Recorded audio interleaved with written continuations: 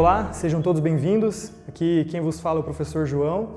E no conteúdo dessa semana da disciplina de História, a gente vai estar tratando da Revolução Francesa. Então a gente tem aqui as datas que servem de parâmetro para esse fenômeno histórico, que é 1789, 1799, e a gente vai fazer, antes de entrar no passo a passo do que foi o processo da Revolução Francesa, a gente vai fazer uma pequena discussão, uma reflexão sobre o próprio conceito de revolução, entender um pouquinho desse período inicial aqui da Revolução Francesa. Para quem lembra das aulas de história desde lá do sexto ano, quando a gente aprende a linha do tempo da história, você vai lembrar que essa data aqui de 1789, ela é um marco na linha do tempo da história da humanidade, porque ela simboliza justamente a passagem da Idade Moderna para a Idade Contemporânea, que é o período que a gente vive hoje em dia. Então, daqueles períodos históricos desde lá da pré-história, Antiguidade, Idade Média e Idade Moderna, a data que simboliza a passagem para a Idade Contemporânea é justamente 1789, que foi quando começou a Revolução Francesa. Então a gente vê já por aí o peso que teve esse processo na linha do tempo da história da humanidade. A gente não precisa ainda fazer um juízo de valor, porque a gente só vai avaliar os desdobramentos da Revolução Francesa e por que ela foi tão importante a ponto de simbolizar justamente o final de uma era, que foi a Idade Moderna, e o início de outro período histórico, que foi a Idade Contemporânea. As balizas temporais, então, que a gente vai estar analisando nesse conteúdo é 1789 e 1799, uma década depois. Esse ano aqui que ficou marcado pela ascensão de outra figura histórica muito importante, que foi Napoleão Bonaparte. Bom, antes então da gente continuar falando justamente sobre o que foi a Revolução Francesa, o contexto francês no comecinho ali, em 1789, a gente tem que primeiro entender a própria palavra revolução. Por quê? O conceito revolução, ele é um conceito por si só, que é muito carregado historicamente, é um conceito que evoluiu ao longo da história. Então, o sentido inicial de revolução, ele não é, da palavra revolução, não é o sentido que a gente tem hoje em dia, ou que pelo menos se teve da palavra revolução depois da Revolução Francesa. Então, primeiro a gente vai entender o que significa essa palavra revolução. Bom, em primeiro lugar, pessoal, a palavra revolução, ela não é uma palavra, o conceito revolução não é um conceito que vem da ciência política, em primeiro lugar, ou que vem da história. É um termo da ciência, da astronomia, que ficou muito popularizado a partir da obra de um cientista chamado Nicolau Copérnico.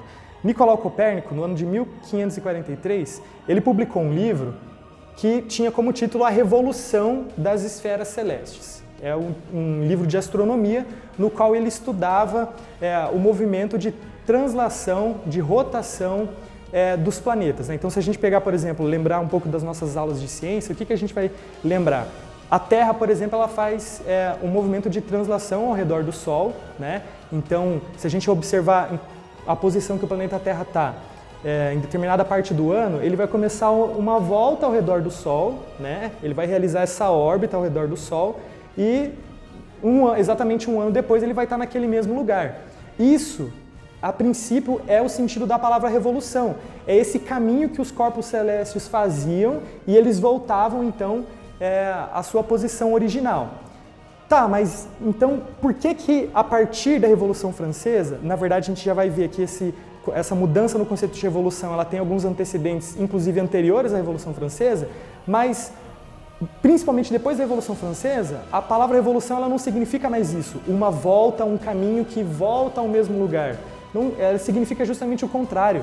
Significa, na linguagem política contemporânea, significa alguma coisa que rompe totalmente, que muda, uma grande mudança que acontece. Então, por que aconteceu essa mudança de conceito, de significado? Antes, principalmente, da Revolução Francesa, a gente entendia a revolução, por causa da linguagem científica e astronômica, como um processo que vai, mas também volta para o mesmo lugar, baseado, lembre-se sempre, baseado no movimento que os astros fazem, né, no sistema solar, os planetas e assim por diante. E depois da Revolução Francesa, revolução não é mais isso. Revolução, a partir desse contexto que a gente está vendo aqui, é entendido como algo que representa uma ruptura, uma grande mudança. Então não é mais uma volta ao ponto de partida, que é o sentido original, digamos assim, do termo, mas agora a palavra revolução e até o adjetivo, quando a gente fala, determinada coisa é revolucionário, ou aquela pessoa foi revolucionária, ou tal mudança foi revolucionária, trouxe uma revolução. A gente não quer dizer mais, como o Nicolau Copérnico quis dizer, que a palavra era uma volta, simplesmente. Agora a revolução significa uma grande ruptura.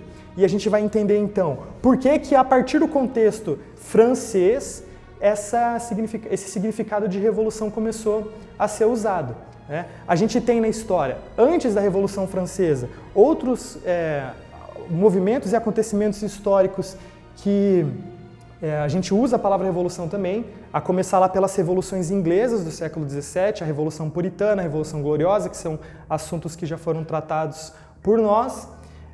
A gente também tem a Revolução industrial, a gente também tem o processo de independência dos Estados Unidos em relação ao governo de sua metrópole, que era a Inglaterra, lá em 1776, então um pouco antes.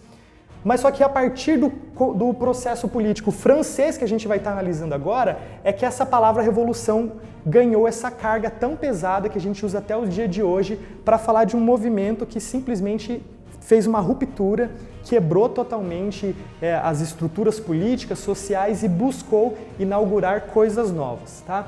Então, pessoal, daqui para frente, quando a gente estiver falando de Revolução Francesa, a gente vai estar falando da palavra revolução segundo esse conceito, que foi um movimento político, obviamente acontecido na França, a gente já vai falar um pouquinho sobre o contexto francês da época, mas foi um movimento político que representou uma grande mudança nas estruturas sociais e políticas da sociedade francesa naquela época e que também tiveram uma grande importância em outras mudanças, outros processos da história europeia e também da história mundial. Inclusive nós, como brasileiros, a gente tem alguns ecos do processo revolucionário francês aqui nas Américas e enquanto brasileiros. Tá? A gente vai, na nossa construção dessa fase, dessa transição da Idade Moderna para a Idade Contemporânea, a gente vai entender, por exemplo, por que a família real portuguesa deixou Portugal e veio parar no Brasil. E o porquê, a gente vai entender isso a partir da Revolução Francesa. Tá? Então, a gente vai seguir esse passo a passo para entender esse processo de grande ruptura que foi a Revolução Francesa, iniciada ali em 1789, certo? Bom, a gente já falou sobre a data, a gente já falou sobre o conceito de revolução, vamos nos ater agora ao contexto francês. Então, o que era a França? Né? A gente pode ter, como vocês estão tendo acesso também a esse material de mídia, uma definição muito simples, mas que vai servir de ponto de partida para a gente, para a Revolução Francesa, que foi o seguinte, então, uma sucessão de acontecimentos que envolviam ali toda a sociedade francesa e que resultou no declínio do absolutismo na França. Bom, temos agora então que relembrar um pouquinho o que foi esse tal de absolutismo, certo? A gente lembra, né, lá do conteúdo do 7º ano e assim por diante, que no começo da Idade Moderna, a sociedade europeia ela se caracterizou por algumas mudanças muito importantes, como, por exemplo, a descoberta do Novo Mundo a partir das grandes navegações, as reformas religiosas também, com a reforma protestante que começou lá na Alemanha com Martim Lutero, se espalhou pela Europa, na Inglaterra, lá com Henrique VIII e assim por diante. E também a gente vê o movimento do absolutismo. E o que era esse movimento do absolutismo, só para a gente relembrar um pouquinho. O absolutismo, pessoal, ele era aquela forma de governo caracterizada pela concentração de poder total nas mãos do monarca. Ou seja, nas monarquias absolutistas lá na Europa, o rei ele concentrava todo o poder em suas mãos, o que era muito diferente daquela monarquia clássica que a gente lembra do período medieval, do período feudal. Por quê? Na Idade Média, as monarquias, os reis, os monarcas, eles não concentravam todo o poder. Eles dividiam o poder com os senhores feudais, com os outros nobres. Os senhores feudais, eles tinham um grande nível de autonomia nos seus próprios feudos. O rei, ele era, não apenas, né, mas ele era um senhor feudal também, mais importante, né, que ficava ali, se sentava no trono representando ali, mas não tinha uma concentração de poder de todo o território. Né? É só lembrar da gente de movimentos medievais, como, por exemplo, as brigas entre os lordes ingleses e o rei João Sem Terra, o Ricardo Coração de Leão, que a gente já lembra disso. Agora, na Idade Moderna, o absolutismo foi esse movimento que se caracterizou pelo fato de que os reis concentraram todo o poder em suas mãos, certo? Por isso a palavra absolutismo, eles tinham poderes absolutos em seus países. A França, inclusive, foi um dos maiores símbolos do absolutismo ali na Idade Moderna. Se a gente lembrar, por exemplo, do rei Luís XIV, na França, o rei lá, o famoso Rei Sol, né? Ele era um rei que concentrava todo o poder em suas mãos, todas as decisões ali políticas, econômicas, passavam por ele ali na França. Toda a corte, todos os nobres orbitavam ao redor do rei Luís XIV, certo? Então, a França, ela era um dos grandes símbolos do absolutismo, certo? A Revolução Francesa, que é esse processo que estamos vendo, ela veio justamente como uma reação a essa organização de poder. Ou seja, existiam alguns movimentos na França, tanto intelectuais como sociais, o povo também participando, a burguesia, que queriam quebrar justamente essa forma de poder absoluto que a França era um grande exemplo. A burguesia, por exemplo, na França, ali no final do século XVIII, que é o contexto inicial da Revolução Francesa, ela estava muito insatisfeita com os rumos políticos e econômicos do país. Por quê? A França estava enfrentando dificuldades econômicas, certo? Estava com um grande período de fome na França ali no final do século XVIII, né? Eles não estavam... O rei da época, que era o rei Luís XVI, tá? Então não pode confundir lá com o Luís XIV, do começo do absolutismo. Na época era o rei Luís XVI, então vocês podem acompanhar aí, a gente tem o retrato do Luís XVI e da Maria Antonieta, que era a princesa austríaca, a mulher, né, do Luís XVI. Vocês podem reparar ali, inclusive, também pela data de nascimento e de morte, que os dois morreram no mesmo ano, em decorrência justamente desse processo revolucionário que a gente vai ver.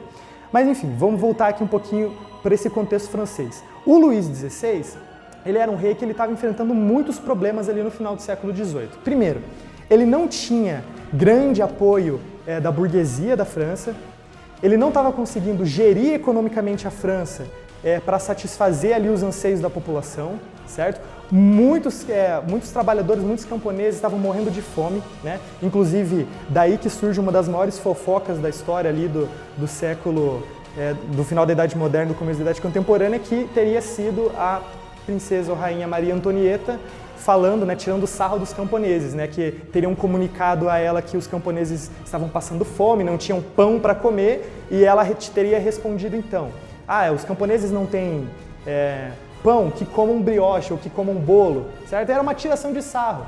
Essa frase, ela não falou isso, só que ela caiu na boca do povo como se ela tivesse falado isso, e o povo aumentou a revolta do povo em relação à monarquia francesa naquela época, certo? Essa frase aí, só pra gente, ela provavelmente é colocada na conta de um filósofo iluminista da época. A gente já vai retomar um pouquinho do iluminismo, que a gente já estudou inclusive, mas que foi o Rousseau. O Rousseau, ele teria mencionado uma princesa que teria dito essa frase, e na época do começo ali da Revolução Francesa, a situação na França estava tão difícil, a monarquia estava tão distante de conseguir gerir economicamente, politicamente a França, que o povo acabou se revoltando e imputou essa frase aí do Jean-Jacques Rousseau, que ele havia mencionado antes, a Maria Antonieta. Ela provavelmente não disse isso, mas o que a gente tira disso? A monarquia da França, que ainda era uma monarquia absolutista, ela não estava conseguindo governar a França. Ela não estava conseguindo, ela estava enfrentando problemas, ela estava com problemas, para resolver os problemas econômicos, inflacionários, da agricultura, né? Então, o povo estava muito revoltado com a situação que estava acontecendo, e quando eu falo povo, a gente tem que lembrar um pouquinho daquela divisão da sociedade estamental. Eu já vou retomar um pouquinho, mas quando a gente está falando de povo, a gente está falando aqui no contexto da Revolução Francesa, do povo no sentido de trabalhadores urbanos, de burgueses, tanto da alta burguesia como da baixa burguesia, e também de camponeses, que evidentemente era a maior parte da população da França. Então, no contexto ali do final do século XVIII, o governo francês, a monarquia francesa, né, que era representada ali por Luís XVI, estava muito distante do povo, não estava conseguindo solucionar os problemas que o povo estava enfrentando, certo? Bom, a gente tem que lembrar agora, vamos voltar um pouquinho na questão da divisão de ordens, digamos assim, os estamentos, primeiro, segundo e terceiro estado ali na sociedade francesa. Bom, no governo absolutista da França, a exemplo de outras sociedades europeias da época, a sociedade ela era dividida em 3 grandes grupos, conhecidos ali na França como primeiro estado, segundo estado e terceiro estado. O primeiro estado, ou primeiro estamento, ele era representado pelo clero, tá? Os representantes da igreja, certo? E a gente tem que lembrar desde lá da Idade Média que a França ela tinha uma relação muito estreita, às vezes um pouco polêmica até com a Igreja Católica, que era a instituição cristã dominante na época. A França ela tinha essa relação, já tinha tido muito atrito entre reis franceses e a Igreja. É só lembrar do cisma do Ocidente, que foi quando o rei francês da época simplesmente sequestrou o Papa, por exemplo. Então a gente tinha uma relação que às vezes era de muita proximidade ou também uma briga de poder entre a monarquia francesa e a Igreja Católica. O fato é que o clero na França ele era muito privilegiado, ele tinha cargos altos na política, então os grandes representantes do clero também geralmente eram políticos importantes.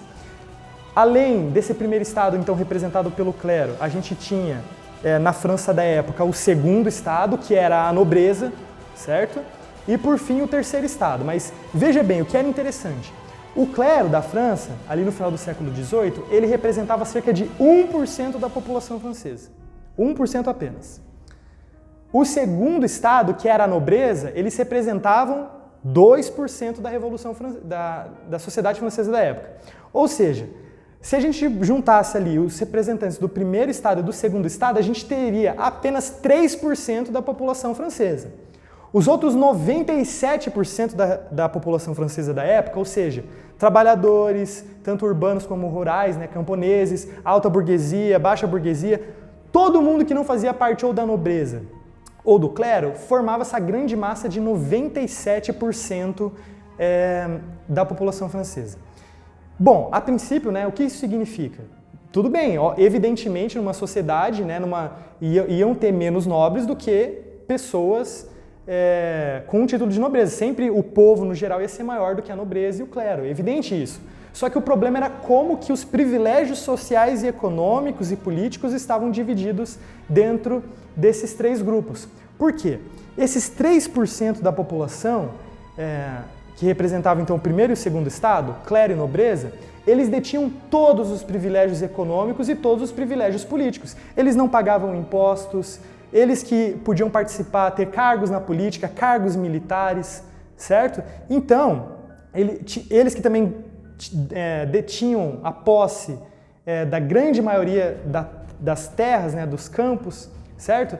Então, enquanto que o terceiro estado, que era a grande maioria da população, não tinha essa representação política, não tinha esses privilégios, tinham que pagar altos impostos, certo? E a gente tem outro problema que agravava essa revolta da população francesa na época, que era o aparente, ou a aparente, ou melhor, a nobreza, por exemplo, da França da época, aparentemente não tinha função nenhuma na sociedade, certo? Por quê? Se a gente lembrar, por exemplo, das 3 ordens medievais, né? Ou seja, lembra lá dos termos que a gente estudou, durante o feudalismo também a sociedade era separada em 3 grupos sociais, que era a nobreza guerreira, ou seja, senhores feudais, nobres, cavaleiros, assim por diante, reis. O clero, ou os oratori, que é o termo latino daquela época, que era justamente os representantes da igreja, e os camponeses, o campesinato, certo? Só que, por exemplo, na Idade Média, a nobreza ela tinha uma função social, que era justamente a função da guerra, era a função da proteção. Tanto que a gente vê muitas guerras que aconteciam, por exemplo, entre senhores feudais e assim por diante, que era responsabilidade, inclusive, do senhor feudal de proteger os camponeses. Abriam ali a porta dos seus castelos e tal, para acolher os camponeses e assim por diante. Lógico, né, eles também tinham atritos sociais nessa época, mas o fato é que os nobres da Idade Média, naquela formulação clássica do feudalismo, eles tinham uma função social. Já em compensação, a sociedade da Idade Moderna, do final ali da Idade Moderna, que é o contexto da Revolução Francesa, os nobres eles não tinham mais essa característica guerreira, de luta, eles não tinham mais. Por quê? No começo lá do absolutismo, como vocês sabem porque já estudaram isso, o rei ele havia, no processo de centralização de poder, uma das coisas que ele começou a controlar foi o exército, foi o surgimento ali dos exércitos nacionais. Então, o que gerava revolta nessa divisão aqui entre primeiro, segundo e terceiro estado? Que aparentemente o primeiro e principalmente o segundo estado, que era da nobreza, eles ficavam apenas parasitando ali a sociedade, eles ficavam apenas usufruindo de privilégios econômicos, privilégios sociais, mas eles não ofereciam o que a população necessitava. Então, eles não pagavam impostos, ou seja, eles não ajudavam na situação econômica do país, eles ficavam apenas ali orbitando ao redor do rei. Então, se a gente lembrar lá, por exemplo, da corte do Luís XIV, do rei Sol, que todo mundo, os nobres, eles ficavam ali meio que como serviçais do rei, certo? Eles não tinham mais aquela função social de lutar para proteger a sociedade. Enquanto isso, 97% da população francesa da época, que era o terceiro estado, olhava para essa situação de separação nessas horas e achava muito injusto. Por quê? Estava lá uma situação que a burguesia e os trabalhadores, eles que pagavam todos os impostos e sofriam para fazer isso, porque não estava uma situação econômica fácil, então eles estavam enfrentando muitos problemas de fome, muitos problemas ali de passar necessidade. Enquanto isso, o segundo estado, por exemplo, que eram os nobres, eles viviam lá, né? Lembrem-se lá, por exemplo, do Palácio de Versalhes, na França, viviam naquela opulência, naquela ostentação, e não estavam conseguindo suprir as necessidades do terceiro estado, certo? Então, o que acontece? Isso gerou uma grande impopularidade da família real e dos nobres, de maneira geral, certo? A população estava muito descontente, primeiro, com essa divisão entre primeiro, segundo e terceiro estado, que aparentemente era uma divisão muito injusta, e eles também estavam muito bravos, digamos assim, porque resolver as situações críticas da França da época não estavam conseguindo dar conta, certo? O Luís XVI, ele ainda fez uma burrada que foi se meter justamente no processo de independência dos Estados Unidos em relação à Inglaterra, e quem lembra lá das aulas da Idade Média com certeza vai lembrar que a França e a Inglaterra elas eram inimigas históricas, desde lá da Guerra dos 100 Anos, que aconteceu ali no final ali da Baixa Idade Média, e o rei Luís XVI ele ajudou a financiar justamente a independência dos Estados Unidos em relação à Inglaterra, lógico. A França era inimiga da Inglaterra, então o Luís XVI queria minar o poder político e econômico da Inglaterra, ajudando uma grande colônia inglesa a se tornar independente. Só que qual que foi o problema disso? A França já estava numa situação econômica muito ruim, milhões de pessoas morrendo de fome. O rei ainda vai lá e começa a gastar dinheiro dos impostos que os franceses pagavam a muito custo, ele começou a usar para financiar uma guerra de independência de um país lá, só para prejudicar um adversário político, no caso a Inglaterra. Lógico, politicamente podia até fazer sentido esse investimento, porque daí ia diminuir a concorrência com a Inglaterra. O fato é que, para o povo francês da época que estava passando fome, ele não conseguiu entender isso. Ele foi só um fator a mais de revolta. Eles não conseguiram entender esse investimento de Luís XVI na guerra de independência dos Estados Unidos, certo? Ou seja, realmente, devido a todos esses contextos aí de dificuldade econômica, de não representação, de não resolução, aliás, das necessidades do terceiro estado, juntando-se ao fato que o Luís XVI estava gastando dinheiro francês com coisas que aparentemente não tinham nada a ver com a economia francesa, isso tudo fez com que a maior parte da população ficasse muito descontente com os rumos políticos e econômicos da França ali no final do século XVIII, certo? Então, o contexto inicial da Revolução Francesa é esse, certo? Essa calamidade econômica, muita gente passando fome, problemas políticos, e o que agravava tudo é que os representantes do poder político, a monarquia e a nobreza, eles não estavam conseguindo, né, Luís XVI assim por diante, não estava conseguindo dar conta de resolver a situação da França, certo? Bom, a gente tem, então, como próxima fase desse processo revolucionário francês, a convocação, em maio de 1789, dos chamados Estados Gerais, certo?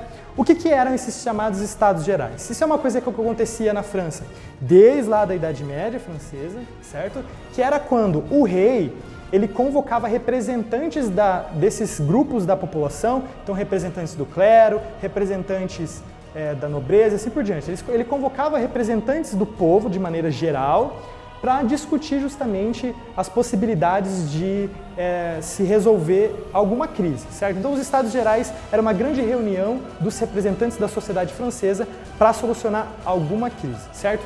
Os Estados Gerais não aconteciam nenhuma reunião, né, não acontecia nenhuma reunião dessa na França desde Luís XIV, porque foi o rei que centralizou todo o poder. Então, obviamente, se ele estava centralizando todo o poder em suas mãos, ele não ia querer a participação dos Estados Gerais, ele não estava preocupado com isso. Só que o Luís XVI, ali em 1789, ele não estava conseguindo resolver a situação.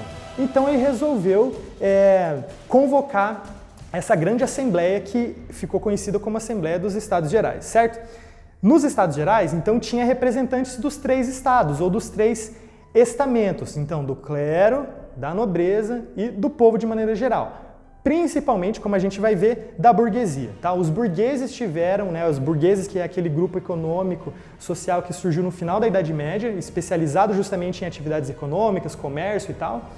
Os burgueses tiveram um papel muito importante. Não é à toa que esses processos revolucionários que a gente vê no final da Idade Moderna, eles também são chamados às vezes de revoluções burguesas, porque os burgueses tiveram justamente um papel econômico e político muito importante, certo? Então, em maio de 1789, o Luís XVI chama esses Estados Gerais, porque ele estava tentando, pelo menos, de alguma maneira, resolver a crise que tinha falhado em resolver até então. Ele não estava conseguindo resolver, então ele chamou justamente, convocou os Estados Gerais. Só que nos Estados Gerais, qual que era o objetivo então? Pensar propostas, e essas propostas iam ser votadas pelos representantes dos 3 estados, do primeiro, do segundo e do terceiro estado. Só que tinha um problema muito difícil economicamente para o terceiro estado e politicamente, por quê?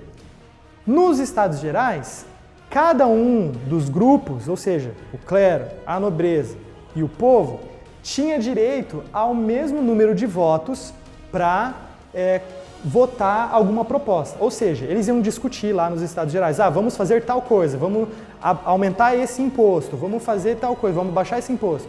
Enfim, qualquer proposta de lei que os Estados Gerais viessem a pensar ia ser votada igualmente pelos representantes desses estados, ou seja, o clero ia ter um número X de votos, que seria o mesmo número de votos da nobreza e o mesmo número de votos do terceiro estado, do povo. Qual que era o problema? Vocês conseguem perceber qual que é o problema dessa divisão? Primeiro, ficava muito fácil, já que era o mesmo número de votos, certo? Ficava muito fácil para o primeiro e para o segundo estado juntar os seus interesses e votar propostas que iam beneficiar apenas o primeiro e segundo estado, apenas o clero e a nobreza, certo? Então, o terceiro estado, ele ficava deslocado ali nos Estados Gerais. Os burgueses e os representantes ali do povo, eles ficavam deslocados. Por quê? Porque os representantes do clero e da nobreza se juntavam e porque os votos eram no mesmo número, eles conseguiam juntar, então, os seus 2 votos e votar propostas que iam beneficiar apenas o primeiro e o segundo estado. Quando a gente lembra que o terceiro estado representava 97% da população, aí esse cenário parece muito mais injusto. Por quê? Então, quer dizer que nos Estados Gerais, que era para solucionar um problema geral de crise na França, a maior parte da população não conseguia ter as suas aspirações, ter os seus anseios respeitados. Por quê? Porque o primeiro e o segundo estado juntavam os seus votos e o terceiro estado não conseguia daí aprovar. Evidentemente era uma situação injusta, por quê? Primeiro e segundo estado, como a gente viu, representava apenas 3%. Terceiro estado, 97%. E a vontade do terceiro estado não conseguia se sobrepor, eles não conseguiam aprovar coisas do seu interesse, que iam beneficiar o povo de maneira geral. Bom, só que o que acontece? Os representantes do terceiro estado, que eram majoritariamente da alta burguesia, ou seja, os burgueses importantes, aqueles comerciantes ricos que tinham uma importância econômica, eles ficaram insatisfeitos, evidentemente, e abandonaram a Assembleia dos Estados Gerais. E eles fizeram ali uma promessa que eles só voltariam, né, começaram a pressionar inclusive Luís XVI, no seguinte sentido: a gente só vai voltar para a Assembleia dos Estados Gerais quando o voto proporcional for instituído. Ou seja, o que os representantes do terceiro estado eles queriam? Eles queriam que o primeiro, o segundo e o terceiro estado tivessem os votos de acordo com, proporcionais, de acordo com o número da população que eles representavam, certo? Ou seja, nessa divisão proporcional de voto, qual era o estado que teria o maior número de votos na Assembleia? Obviamente o terceiro estado, porque representava 97% da população. Tá? A princípio, o clero e a nobreza não queriam aceitar, só que daí a gente tem então o começo de muitas revoltas e protestos, inclusive violentos, França afora, principalmente na cidade de Paris, que fizeram com que o rei Luís XVI ficasse pressionado, se sentisse muito pressionado, e ele acabou autorizando então essa divisão de votos proporcional, certo? Bom, a gente tem então, no dia 14 de julho de 1789, um acontecimento simbólico, tá? Que simboliza o início da Revolução Francesa, uma data específica. A gente já sabia que esse processo tinha se iniciado em 1789, que em maio de 1789 o Luís XVI convocou os Estados Gerais, só que no dia 14 de julho de 1789 a gente então a famosa tomada ou queda da Bastilha, certo? Que está sendo representada nesse quadro que vocês estão vendo. Bom, a queda da Bastilha, que aconteceu dia 14 de julho, ela foi o quê? A Bastilha era uma prisão, ela era uma prisão famosa ali da cidade de Paris e que, para o povo, ela simbolizava o antigo regime, tá? O antigo regime era um nome que eles chamavam essa sociedade absolutista, certo? Simbolizava esse absolutismo da França. Por quê? Porque prendia justamente os adversários políticos, certo? Então, a população que estava muito revoltada com a situação econômica da França, que estava revoltada lá com os Estados Gerais, ela começou a fazer protestos violentos, entrar em choque com o exército francês, certo? Isso no começo, porque depois, como nós vamos ver, se formaram inclusive partes do exército ou milícias ou organizações paramilitares de revolucionários. Então, a revolução tocou também os próprios representantes do exército. Bom, o fato é que, dia 14 de julho, a população francesa enraivecida, certo? Eles tentaram então invadir a prisão da Bastilha. Por quê? Primeiro porque simbolizava para eles esse regime absolutista da França, que eles queriam acabar, certo? E também porque eles estavam atrás de armamentos e eles acreditavam que tinham muitos prisioneiros lá, certo? Que eles queriam libertar. O que acabou não se verificando, né? A Bastilha, por mais que ela tenha se tornado esse grande símbolo do início da Revolução, quando os revolucionários entraram lá dentro da Bastilha, encontraram uma meia dúzia de guardas, alguns prisioneiros, mataram os guardas que estavam lá, certo? E fizeram aí essa grande tomada dessa prisão, certo? Então a gente tem a queda da Bastilha como o símbolo, né? Ela não foi o fator determinante, evidentemente, da Revolução Francesa, mas simboliza esse início, ou seja, o povo já não estava mais querendo esperar que os governantes ali resolvessem a situação. O povo ali estava querendo, lógico, o povo muito influenciado por algumas ideias que já estavam circulando na época, principalmente as ideias iluministas, certo? Mas o povo estava querendo ali tomar as rédeas da situação, ok? Bom, então, os próximos passos aqui da Revolução Francesa, vamos acompanhando aqui essas datas, certo? Primeiro ali, ó, em agosto, dia 26 de agosto de 1789, foi publicado, né, um documento muito famoso na história, que é a Declaração dos Direitos do Homem e do Cidadão. Bom, o que foi esse documento? Esse documento, essa declaração, ela era uma carta que simbolizava os anseios dos revolucionários franceses. Ou seja, o que os revolucionários eles queriam? Nessa carta, essa carta estava defendendo alguns princípios, como o direito universal de voto, por exemplo, que todo mundo deveria ter o direito de votar, todo cidadão deveria ter o direito de votar, e por mais que eles falassem de voto universal ali, por exemplo, na verdade não era, né? O voto, no começo, ele foi censitário, ou seja, só para uma classe da população de determinado poder econômico. Mulheres, evidentemente, ainda não podiam, né? A questão do voto feminino veio muito tempo depois. Mas o fato é que nessa declaração dos direitos dos homens, já tinha ali uma ideia de trazer alguns direitos. E se a gente lembrar lá do começo da Idade Moderna e do Iluminismo, a gente vai lembrar de alguns pensadores importantes da época que defendiam justamente isso. Então, se a gente lembrar do Locke, por exemplo, que defendia os direitos universais do ser humano, vida, propriedade, liberdade, eles estavam baseando as suas ideias nesses movimentos, certo? Então, a gente também fica como lição para a gente, né? Evidentemente, a importância das ideias, porque quando a gente está vendo esses processos históricos, existe sempre uma ideia por trás que dá esse empurrão, digamos assim. Então, a Europa, a França, inclusive, ela era o centro do iluminismo na Europa.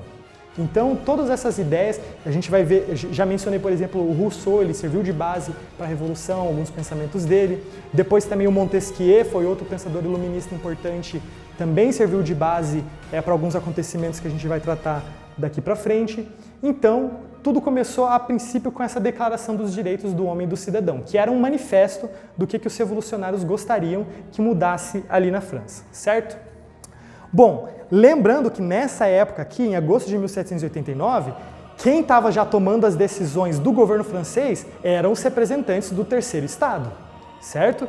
Porque, como a gente viu, Luís XVI ele havia instituído ali o voto proporcional. Então, quem tinha a maior parte de votos eram os representantes do Terceiro Estado. E eles começaram a aplicar certas mudanças, tá? Então, muitas dessas mudanças que a gente vai ver a partir de agora, vocês têm que relacionar com aquele conceito de revolução que nós tratamos no começo desse vídeo. Ou seja, mudanças que buscavam representar justamente uma ruptura, uma mudança total em relação à sociedade de antigamente. Detalhe importante aqui, eu já usei esse termo aqui, antigo regime, não sei se vocês pescaram isso aí. Mas por que antigo regime, certo? Antigo regime porque era justamente algo que deveria ser superado na cabeça dos revolucionários, na cabeça dos representantes do Terceiro Estado. Então era uma coisa antiga, essa estrutura absolutista de governo tinha que ficar para trás, certo? Bom, um dos grandes símbolos do começo dessas grandes mudanças foi justamente uma lei que foi criada em 2 de novembro de 1789, que o Estado Revolucionário Francês, ou seja, os representantes lá do Terceiro Estado que estavam governando o país na época, eles confiscaram os bens da Igreja. Lembrando que a gente está falando da Igreja Católica da época, certo? Evidentemente, a Europa já tinha passado pelas reformas, mas a reforma protestante ela não conseguiu muito sucesso na França. A França ainda era um país majoritariamente católico, certo? E, como vocês lembram muito bem, a Igreja Católica ela era uma instituição muito importante. Ainda era, na verdade, a instituição mais importante, só estava rivalizando ali com as monarquias absolutistas, certo? Bom, em novembro ali de 1789, o que os revolucionários fizeram? Eles primeiro mandaram confiscar os bens da Igreja.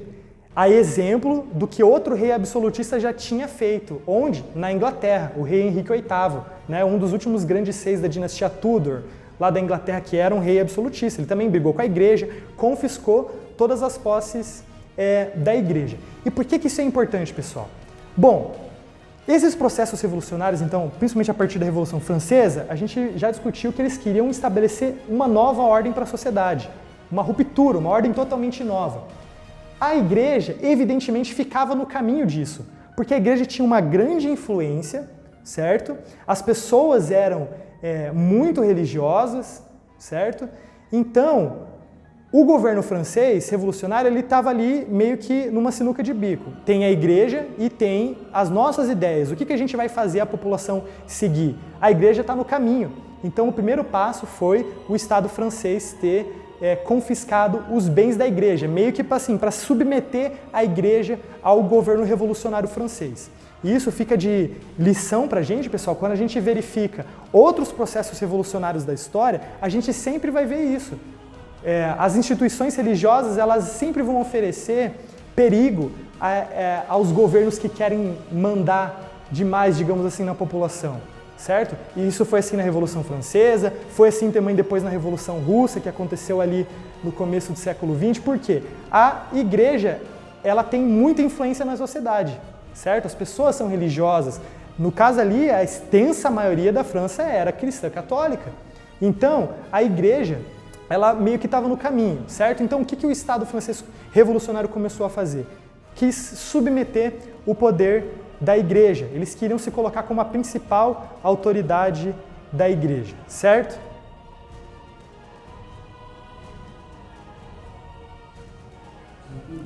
Então, por isso que tem muita coisa para falar.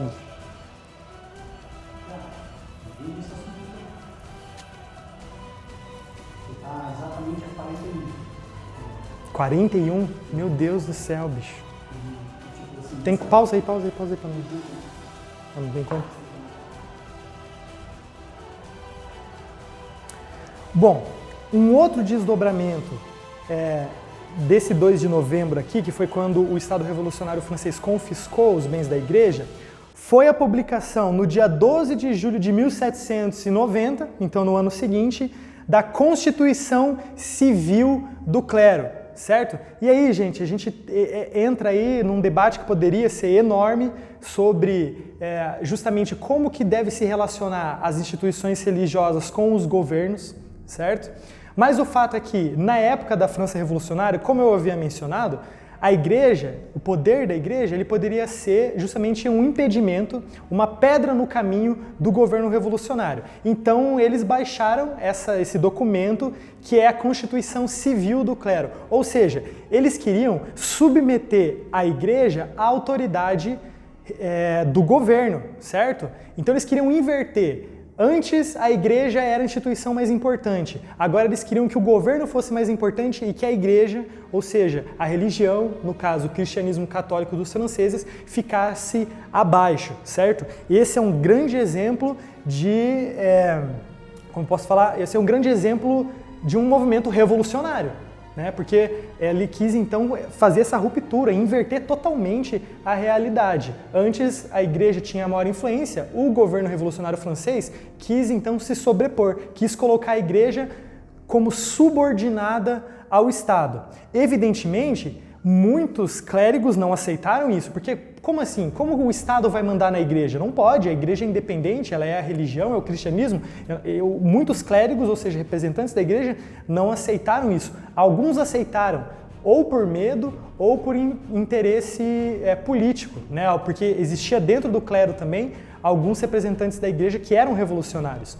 Mas os clérigos que não aceitaram essa imposição, ou seja, que se recusavam a obedecer essas leis do Estado, ficaram conhecidos como clero refratário. E esse clero refratário, que não aceitou essa subordinação da igreja ao Estado, começou a ser perseguido, preso e até morto pelo regime revolucionário francês, certo?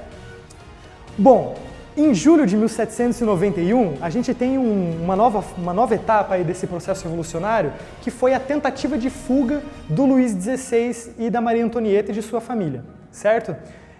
Bom, como a gente já entendeu, quem estava mandando na França nessa época era o governo revolucionário, o Terceiro Estado, os representantes do Terceiro Estado. O rei ainda estava lá, ele ainda era o rei, não tinha sido destronado nem nada, só que ele não estava mais com poder político, ele não estava conseguindo tomar as decisões. Por quê? Porque os revolucionários franceses estavam agitando a população, a população estava tomando atitudes violentas em Paris e assim por diante, como a queda da Bastilha que a gente viu, e quem estava estabelecendo as novas leis era justamente o governo revolucionário, os representantes ali do Terceiro Estado.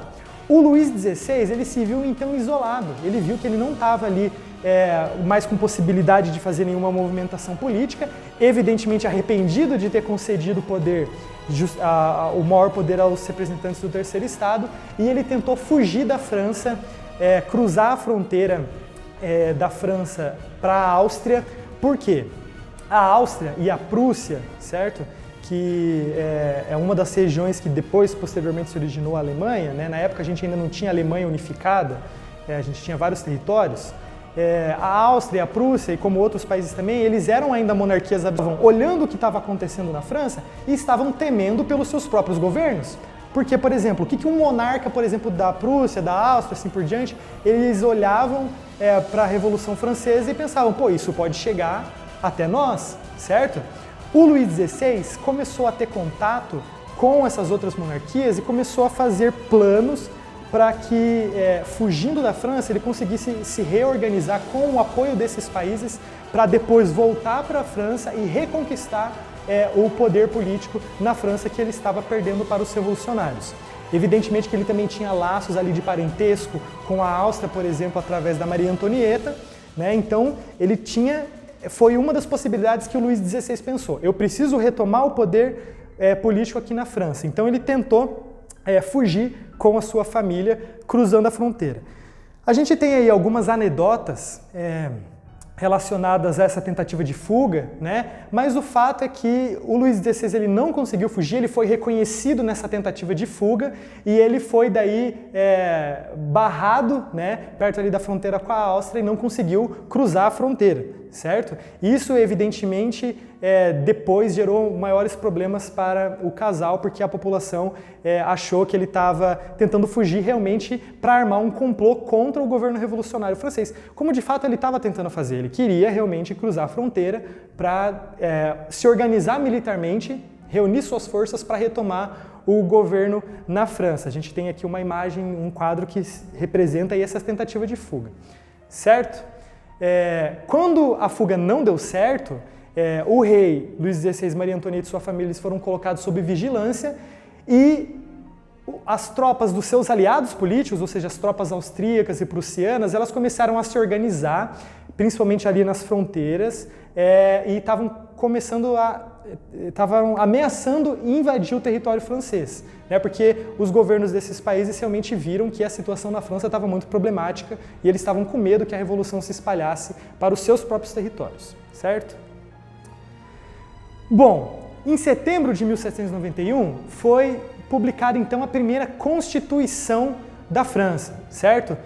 O que é uma Constituição, pessoal? Constituição não é nada mais nada menos do que um conjunto de leis de determinado país, o que não existia na França absolutista. Por quê? Na França absolutista, toda a direção política, econômica e social estava a cargo do rei, o rei que decidia. Ele não tinha que obedecer nenhum conjunto de leis.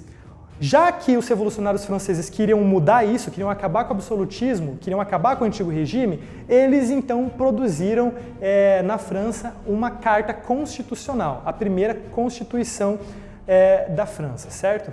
Essa Constituição ela foi baseada no pensamento de um iluminista francês muito importante, que era o Montesquieu. O Montesquieu, que foi um filósofo político e tal, que influenciou outros movimentos também revolucionários, como a própria Guerra de Independência dos Estados Unidos. E na obra do Montesquieu, principalmente num livro chamado Do Espírito das Leis, ele defendia que o poder ele não podia ser, ou melhor, ele tinha que ter certos limites, e ele estabelecia como limites do poder 3 tipos de poder distinto, que era o poder executivo, o poder legislativo e o poder judiciário. O poder executivo, né, aquele que verifica a aplicação das leis, que administra o país. O poder legislativo, aquele que legisla, ou seja, aquele que estabelece as leis, formula e vota as leis. E o poder judiciário, como o próprio nome diz, o poder que julga, certo? Essa divisão não existia, todo o poder era concentrado na mão do rei. Quando os revolucionários franceses buscaram estabelecer uma constituição, eles tiveram que buscar uma base filosófica para isso, e eles encontraram essa base na chamada tripartição de poderes que havia sido proposta pelo Montesquieu, no livro do Espírito das Leis, certo? Outra coisa importante que foi estabelecida nessa primeira Constituição foi a questão do voto censitário, ou seja, o voto censitário ele dá direito a voto a apenas uma parcela da população que tem um determinado nível econômico. Ou seja, não é qualquer um que pode votar. Tu tem que ter um rendimento de tantos lá por ano para poder votar. Ou seja, deixava com possibilidade de voto apenas a parcela da população que tinha mais dinheiro. E veja bem, a gente não está falando especificamente da nobreza, a gente está falando do próprio terceiro estado. Porque no terceiro estado a gente também tinha uma divisão econômica entre a alta burguesia, a baixa burguesia, os camponeses, certo? Então nessa primeira Constituição, por exemplo, os camponeses não tinham direito ao voto, era apenas os representantes da burguesia que tinham uma situação econômica elevada e melhor, certo?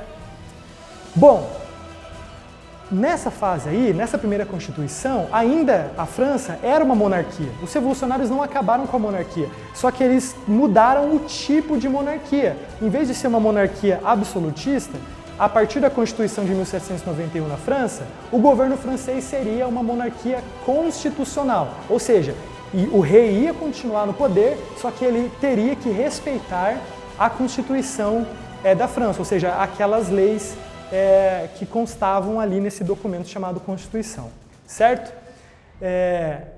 O próximo passo, que aconteceu ali em 1º de outubro de 1791, foi a eleição de uma Assembleia Legislativa. Bom, já que agora na França a gente tem um poder legislativo que vai formular as leis, a gente tem que escolher quem que vai fazer parte dessa Assembleia Legislativa. Na primeira eleição da Assembleia Legislativa da França, quem ficou com a maior parte dos cargos ali foram os homens da alta burguesia, ou seja, do terceiro estado, só que membros da alta burguesia, certo? Que tinham um nível econômico melhor, certo? Bom, esses membros da alta burguesia, eles eram favoráveis justamente à monarquia constitucional. Eles não queriam acabar com a monarquia, eles só queriam impor certos limites para o poder do monarca. Esse grupo ficou conhecido como girondinos. Tá? A gente vai retomar isso, aprofundar isso um pouquinho mais para frente. Primeiro vocês têm que fazer essa relação. O segundo grupo, que era a menor parte, certo? Eles eram representados pela média burguesia, ou seja, pelos burgueses não tão ricos, que não tinham tanto dinheiro assim, e ficaram conhecidos como jacobinos. Os jacobinos eles eram favoráveis a mudar totalmente o sistema de poder na França. Eles não queriam mais nem um pouco de monarquia. Eles queriam acabar totalmente com o poder monárquico e estabelecer a república, que é outra forma de governo, muito antiga também, que existe desde a antiguidade, e a gente vai poder aprofundar isso um pouco mais para frente, tá? Primeira coisa que a gente tem que entender aqui é que na Assembleia Legislativa ali da Revolução Francesa em 1791 já tinha uma divisão, tá? Os representantes do terceiro estado eles não queriam todos a mesma coisa.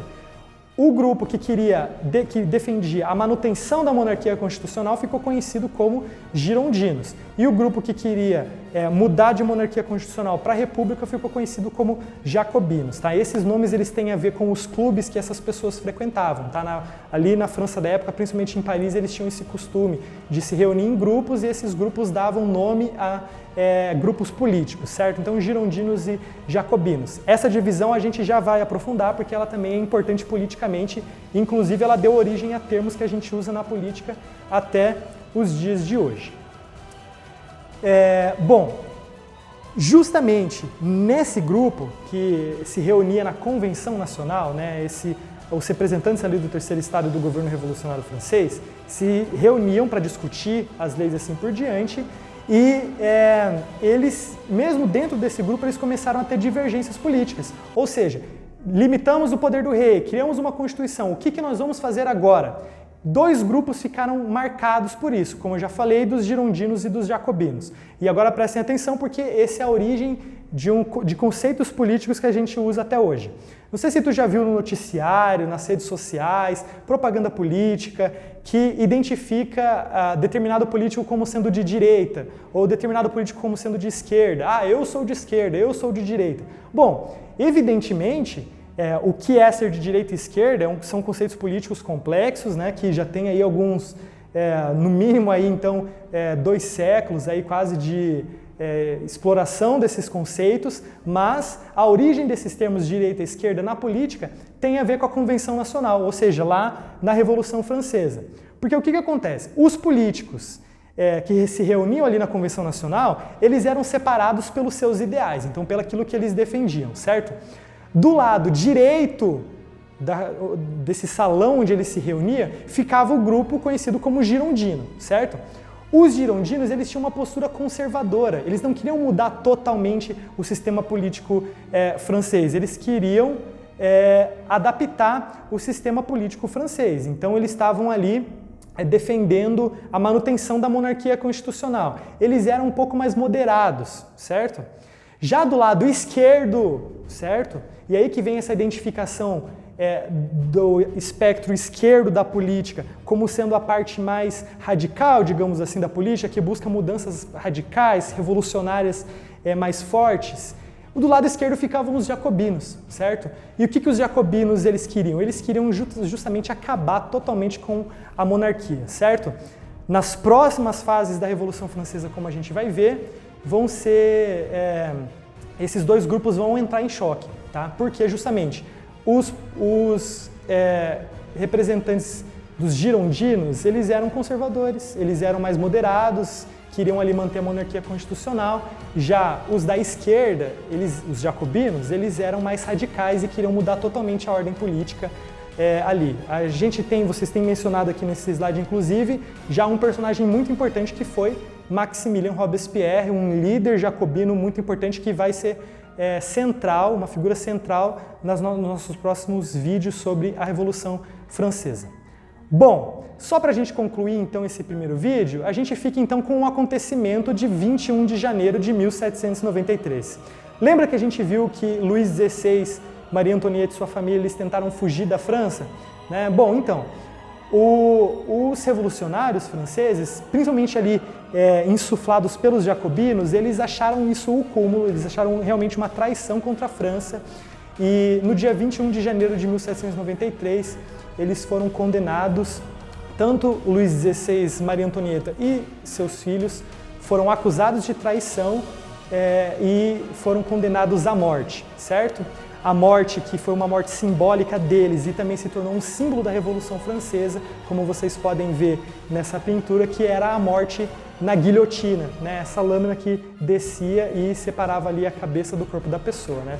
Bom, então, tanto os jacobinos quanto os girondinos que estavam nesse controle da Revolução Francesa, eles ficaram revoltados com a tentativa de fuga do Luís XVI e da Maria Antonieta. Mas, como a gente vai ver depois, um desses grupos, no caso os jacobinos, foi o grupo que mais se radicalizou, certo?